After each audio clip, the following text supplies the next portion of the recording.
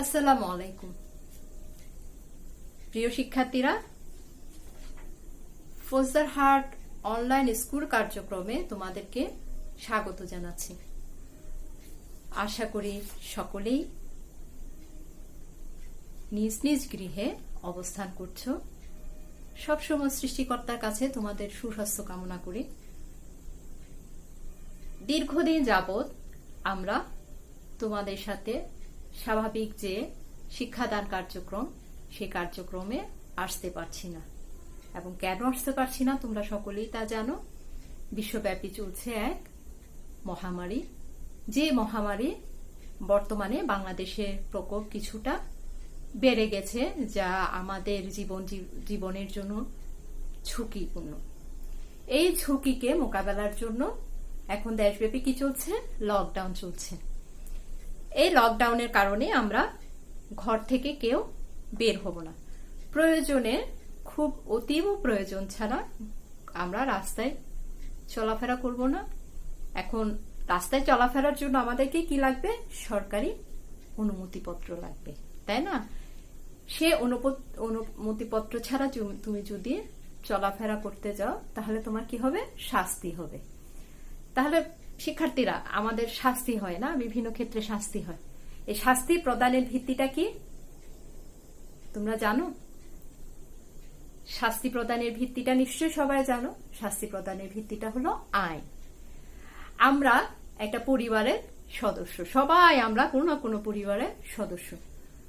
তারপর আমরা সমাজের সদস্য। এরপর আমরা একটা রাষ্ট্রের নাগরিক। সর্বোপরি আমরা একটা বিশ্বের নাগরিক, যেটা বর্তমানে বহুল আলোচিত শব্দ, সেটা হলো গ্লোবাল সিটিজেন।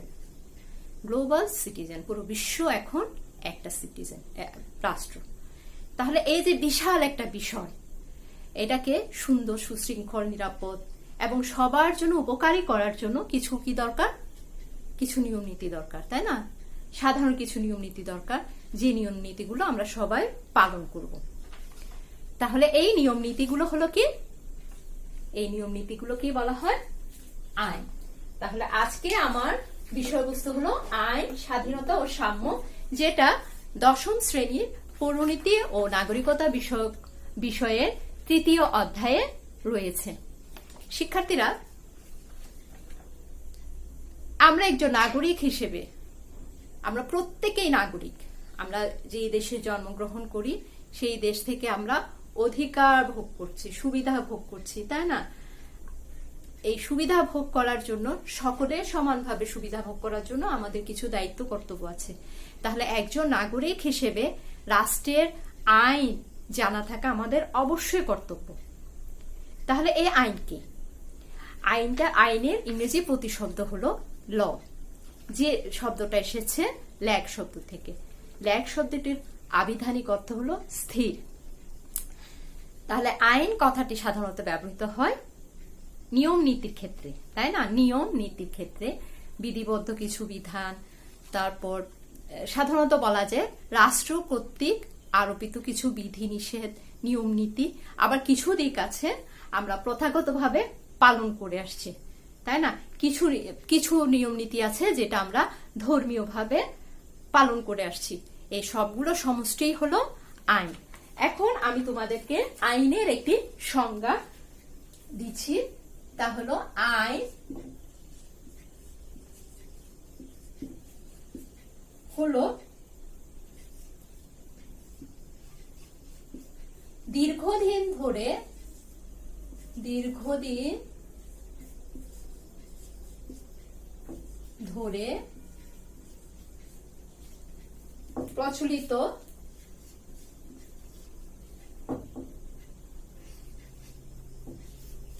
প্রচলিত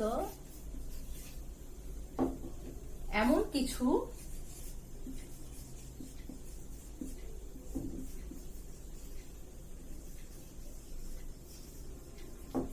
প্রথা,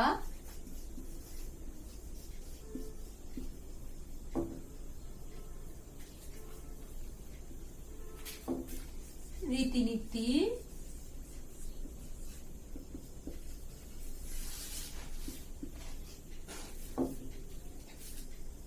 আনুষ্ঠানিকভাবে প্রণীত ও আনুষ্ঠানিকভাবে প্রণীত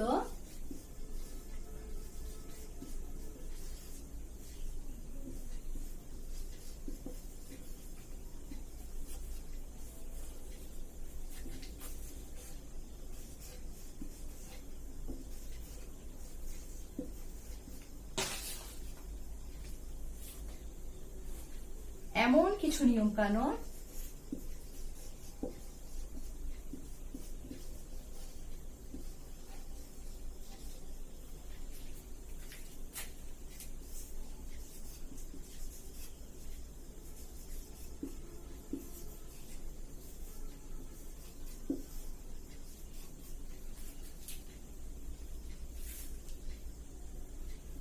যা একটি রাষ্ট্র বা গোষ্ঠী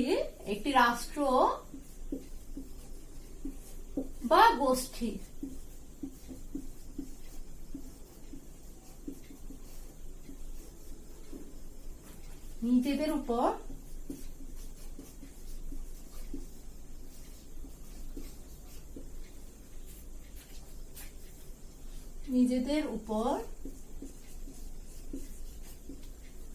বাধ্যগত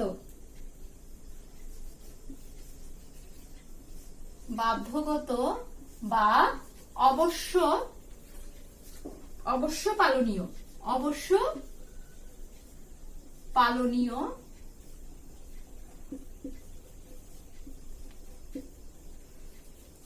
বলে স্বীকার করে।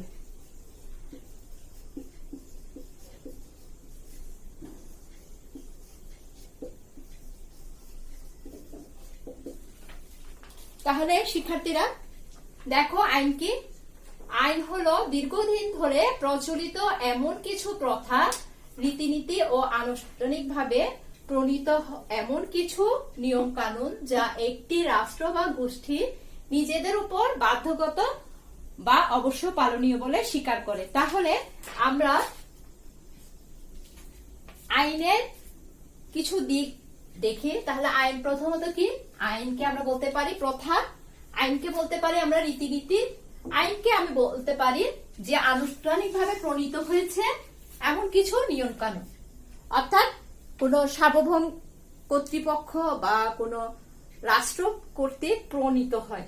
ঠিক আছে না? রাষ্ট্র বা কোন সার্বভৌম কর্তৃপক্ষ তাদের প্রয়োজনে আনুষ্ঠানিকভাবে কিছু নিয়ম কানুন প্রণয়ন করবে, যা একটি রাষ্ট্র যে নিয়ম নীতি প্রথা রীতিনীতিগুলো কি হবে, একটি রাষ্ট্র বা গোষ্ঠী নিজেদের উপর বাধ্যগত, মানে অবশ্যই পালনীয়, প্রত্যেকে এটাকে পালন করতে বাধ্য থাকবে এবং এটাকে অবশ্যই পালনীয় বলে স্বীকার করবে। তাহলে আমরা আইন বলতে কি বুঝবো? আইন হলো কিছু প্রথা, রীতিনীতি এবং সরকারি সার্বভৌম কর্তৃপক্ষ বা ঊর্ধ্বতন কর্তৃপক্ষ কর্তৃক প্রণীত কিছু বিধিনিষেধ, যা একটি রাষ্ট্রের সকলে তা অবশ্যই পালনীয় বলে স্বীকার করে নিবে। ঠিক আছে? এবং পালন করতে বাধ্য থাকবে।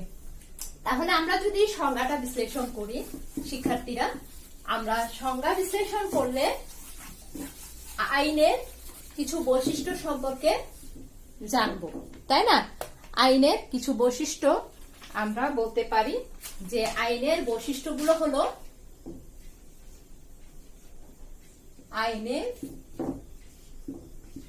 বৈশিষ্ট্য।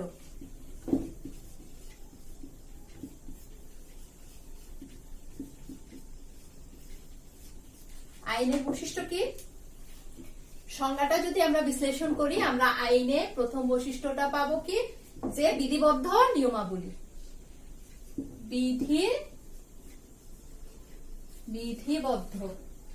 বিধিবদ্ধ অর্থাৎ এটা লিপিবদ্ধ থাকবে, তাই না? বিধিবদ্ধ নিয়মাবলী মানে এগুলো কিছু বিধির আওতায় থাকবে, যে নিয়মগুলো থাকবে কি কিছু বিধির আওতায়।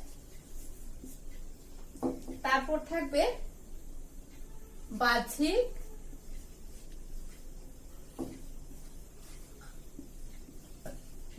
বাহ্যিক আচরণের সাথে যুক্ত, বাহ্যিক আচরণের সাথে যুক্ত। ঠিক আছে, বাহ্যিক আচরণের সাথে যুক্ত। রাষ্ট্রীয় অনুমোদন ও স্বীকৃতি, রাষ্ট্রীয়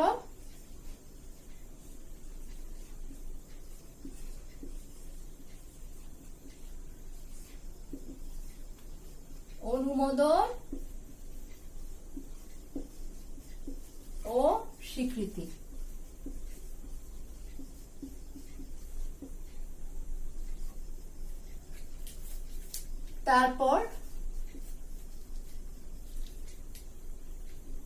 তারপরে পাচ্ছে ব্যক্তি স্বাধীনতা রক্ষক, ব্যক্তি স্বাধীনতা রক্ষক।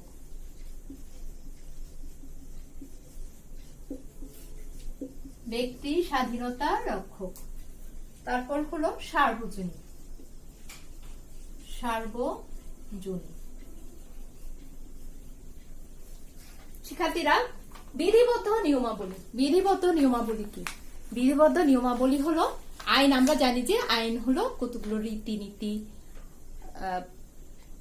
প্রথা, তারপরে আদেশ, হ্যাঁ, তারপর বিধি, এগুলো সবগুলো সমষ্টি, সবগুলোর সমষ্টিকেই বলা হবে, সমষ্টি হলো বিধিবদ্ধ নিয়মাবলী।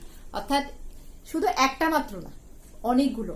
সেখানে প্রথাও থাকবে, সেখানে ঊর্ধ্বতন কর্তৃপক্ষ কর্তৃক আরোপিত বিধিনিষেধও থাকবে, তারপর সেখানে দীর্ঘদিন প্রচলিত রীতিনীতি থাকবে, তারপর থাকতে পারে ধর্মীয়, যে বিভিন্ন ধর্মের মানুষের ধর্মীয় কিছু বিধিনিষেধ, সবগুলোকে সামষ্টিক হলো আইন। ঠিক আছে, সবগুলো সমষ্টি হলো আইন। তারপর বাহ্যিক আচরণের সাথে যুক্ত। তাহলে আইনটা কি? আইন মূলত মানুষের যে বাহ্যিক আচরণ। আমি তোমাদেরকে প্রথমে বলেছি যে আমি একজন ব্যক্তি হিসেবে আমার কোনো আচরণে যাতে আরেকজন নাগরিক যাতে কষ্ট না পায়, সে যাতে সমস্যা না পড়ে, বা সে যাতে অনিরাপত্তা ভোগ না করে। তাহলে এক ব্যক্তির আচরণের দ্বারা যাতে অন্য আরেকজন ব্যক্তি কষ্ট না পায় বা সমস্যার সম্মুখীন না হয়, তাহলে এটাকে নিয়ন্ত্রণ করাই কিন্তু আইনের মূল উদ্দেশ্য। তাহলে এই উদ্দেশ্য সাধনের জন্য কি করতে হয়? মানুষের যে বাহ্যিক আচরণ আছে, সে আচরণটাকে কিন্তু আইন মূলত নিয়ন্ত্রণ করে। তারপর রাষ্ট্রীয় অনুমোদন ও স্বীকৃতি, মোস্ট ইম্পর্টেন্ট বৈশিষ্ট্য। যে একটা দেশের কোন প্রথা, রীতিনীতি, বিধিনিষেধ, হ্যাঁ, ধর্মীয় আইন, এই সবগুলো যতক্ষণ না একটা রাষ্ট্র তাকে অনুমোদন না দেয়, ততক্ষণ সেটা আইনে পরিণত হবে না। তাহলে প্রথা বলো, রীতিনীতি বলো, ধর্মীয় শাসন বলো, সবকিছু তখনই আইনে পরিণত হবে যখন একটা রাষ্ট্র সেটা অনুমোদন দান করে। তারপর ব্যক্তি স্বাধীনতার রক্ষক, বাহ্যিক আচরণের সাথে যুক্ত। আমরা যেখানে মনে হচ্ছে যেন আমার আচরণটা আইন নিয়ন্ত্রণ করা মানেই হলো যে আমি কিছুটা সংকীর্ণ হয়ে গেলাম, মানে আমার আচরণ সংকীর্ণ হয়ে গেল, মোটেও না। এই আচরণটা নিয়ন্ত্রণ করার কারণে কিন্তু আমার ব্যক্তি স্বাধীনতা রক্ষা পাচ্ছে, আমার ব্যক্তি স্বাধীনতা রক্ষা পাচ্ছে। আমি চলাফেরা করতে পারছি, নিরাপদে চলাফেরা করতে পারছি, নিজের গৃহে নিরাপদে ঘুমাতে পারছি, খেতে পারছি, আমি অর্থনৈতিক সুবিধা ভোগ করছি। এগুলো হলো আমার ব্যক্তিগত যে স্বাধীনতাগুলো আছে, সেই স্বাধীনতা রক্ষা করছে আইন। কিভাবে রক্ষা করছে? আমার বাহ্যিক আচরণ বা সকলের বাহ্যিক আচরণ দ্বারা। মানে আমার আচরণটাকে, এমন কোন আচরণ আমি করতে পারবো না যে আচরণ দ্বারা আরেকজন আহত হয়, আরেকজন ক্ষতিগ্রস্ত হয়। ঠিক আছে। তারপর আরেকটি মূল কথা, আমরা সবাই জানি কথাটা, আইন সকলের জন্য সমান। এই কথাটা আমরা সবাই জানি না? আইন সকলের জন্য সমান, আইন সকলের জন্য সমান। তাহলে শিক্ষার্থীরা, এই কথা দ্বারা তোমরা কি বুঝছো? আইন সকলের জন্য সমান অর্থাৎ আমাদের ছোট বড়, ধনী গরিব, শিশু বৃদ্ধ, সকল ধর্মের, সকল স্তরের, সকল মানুষ, সকল নাগরিক আইনের জন্য সমান। সকল নাগরিক, রাষ্ট্রের প্রত্যেকটা নাগরিক একই ধরনের আইনের আওতায় থাকবে, একই আইনের সুবিধা ভোগ করবে, আবার একই আইনের দ্বারা সে শাস্তি ভোগ করবে। তাহলে আশা করি তোমরা বুঝতে পেরেছ যে আইন মূলত কি। শিক্ষার্থীরা, আমরা তো আইনের বৈশিষ্ট্য জানলাম বা আইন সম্পর্কে আমাদের কিছুটা ধারণা হয়েছে। এখন আসো যে আমি তোমাদেরকে বলেছি যে আমাদের ক্ষেত্রগুলো কিন্তু ব্যাপক। আমরা পরিবার থেকে শুরু করে আমরা একেবারে বিশ্বব্যাপী নাগরিক। তাহলে আমাদের এই যে জীবনযাত্রার নিয়ন্ত্রণ বা এই বিশ্বব্যাপী নাগরিক হিসেবে বসবাসের জন্য, সুন্দরভাবে সাবলীলভাবে বসবাসের জন্য আমাদের প্রচুর নিয়ম নীতি আছে, তাই না? এই নিয়ম কানুন বা এই আইনগুলোকে আমরা কয়েকটি ভাগে ভাগ করেছি। আইনকে সাধারণত 3 ভাগে ভাগ করা যায়। রাষ্ট্রবিজ্ঞানের ভাষায় আইনকে 3 ভাগে ভাগ করা যায়।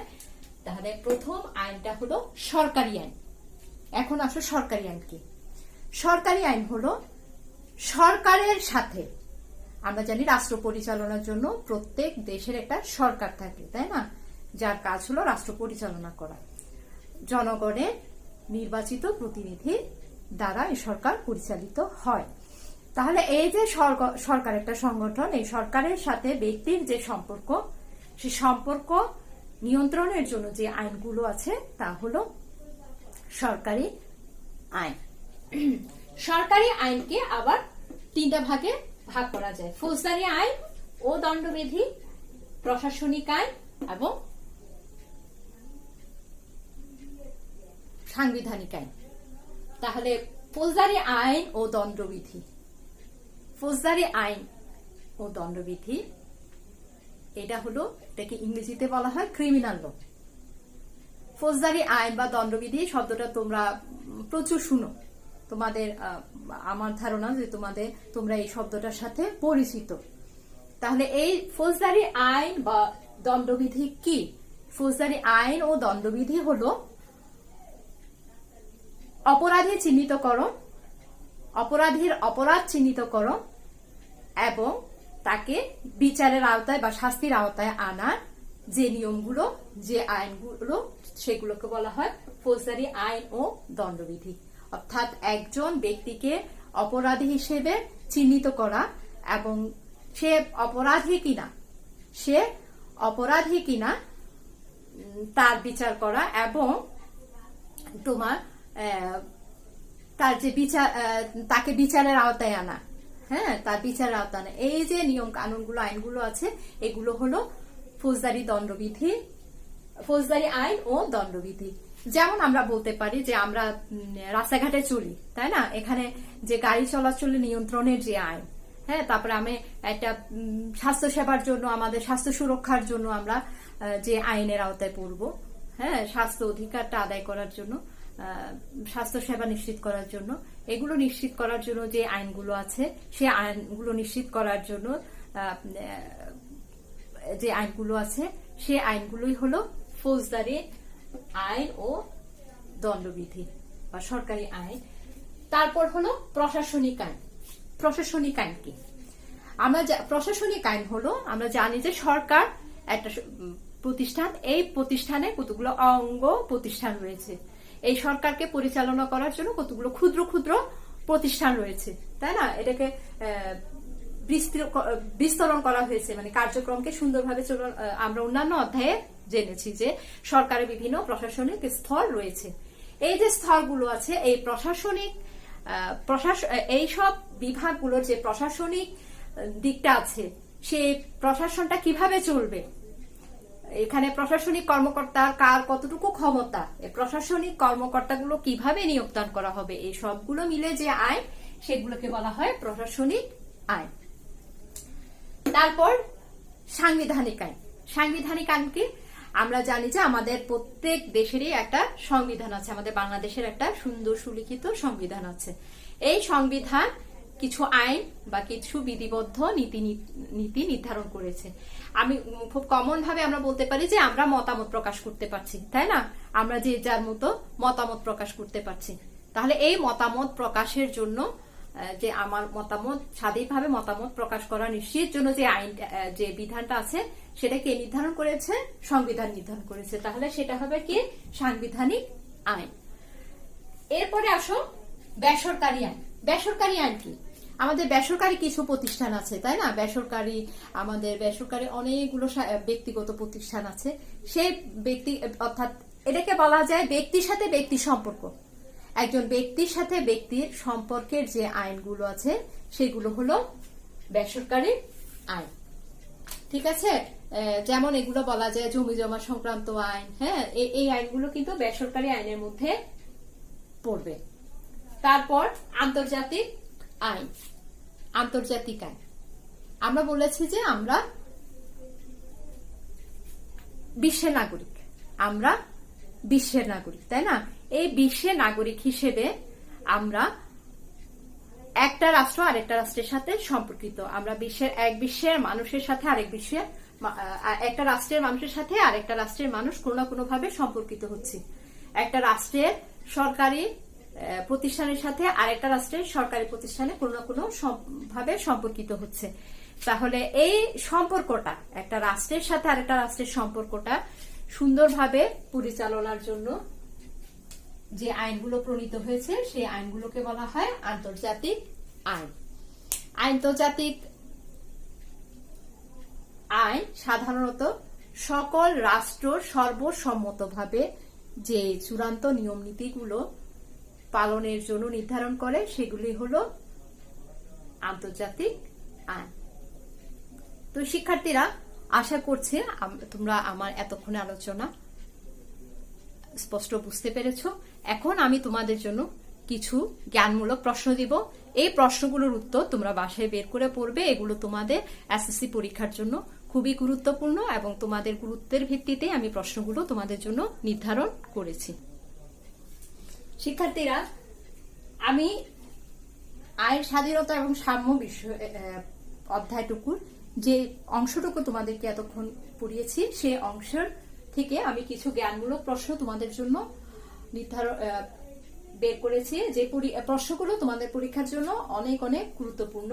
যেমন প্রথম জ্ঞানমূলক প্রশ্নটা হলো আইন কি, তারপর আইন কত প্রকার ও কি কি, মানুষের বাহ্যিক আচরণ নিয়ন্ত্রণ করে কে, 4 নম্বর প্রশ্নটা হলো আইন প্রয়োগ করে কে, তারপর 5 নম্বর হলো কোন বিধিবিধান কখন আইনে পরিণত হয়, আইন কাদের জন্য প্রযোজ্য, ফৌজদারি আইন ও দণ্ডবিধি কি, আইন কি, 2 আইন কত প্রকার ও কি কি, মানুষের বাহ্যিক আচরণ নিয়ন্ত্রণ করে কে, 4 আইন প্রয়োগ করে কে, 5 হলো কোন বিধিবিধান কখন আইনে পরিণত হয়, 6 হলো আইন কাদের জন্য প্রযোজ্য, 7 ফৌজদারি আইন ও দণ্ডবিধি কি, 8 নম্বর হলো আন্তর্জাতিক আইন কাকে বলে। আমি আশা করছি তোমরা প্রশ্নগুলো খাতায় লিখে নিবে এবং এই প্রশ্নগুলোর উত্তর তোমরা বের করে শিখে নিবে। আশা করি এই প্রশ্নগুলোর উত্তর তোমরা আমার এতক্ষণে আলোচনা থেকে বের করে নিতে পারবে। আর শিক্ষার্থীরা, আমি তোমাদের এই পরিণতির অধ্যায়টার উপর ধারাবাহিক কিছু ক্লাস নিব। তোমরা এই ক্লাসগুলো মনোযোগ সহকারে দেখবে, তাহলে আশা করি তোমাদের যে আসন্ন পরীক্ষা আছে সেই পরীক্ষাতে তোমাদের পরীক্ষা অংশগ্রহণ করতে তোমাদের সমস্যা হবে না এবং তোমরা আশা করি ভালো নাম্বার অর্জন করতে পারবে। আমি তোমাদের কাছে আমার প্রত্যাশা তোমরা এই ক্লাসগুলো খুব মনোযোগ সহকারে দেখবে এবং প্রতিটা ক্লাস দেখবে। আমি প্রতি সপ্তাহে তোমাদের জন্য এই পরিণতি ও নাগরিকতা বিষয়ে এক একটা অধ্যায় নিয়ে আলোচনায় আসব। আমি প্রতি শনিবার তোমাদের জন্য এই পরিণতির অধ্যায়ের ধারাবাহিক আলোচনাগুলো করব। আমার আইন, স্বাধীনতা এবং সাম্য বিষয়ে দ্বিতীয় ক্লাসটি তোমরা আগামী শনিবার দেখতে পাবে। সেই পর্যন্ত তোমরা সকলেই সুস্থ থাকো, নিরাপদে থাকো, এই কামনাই করছি। আল্লাহ হাফেজ।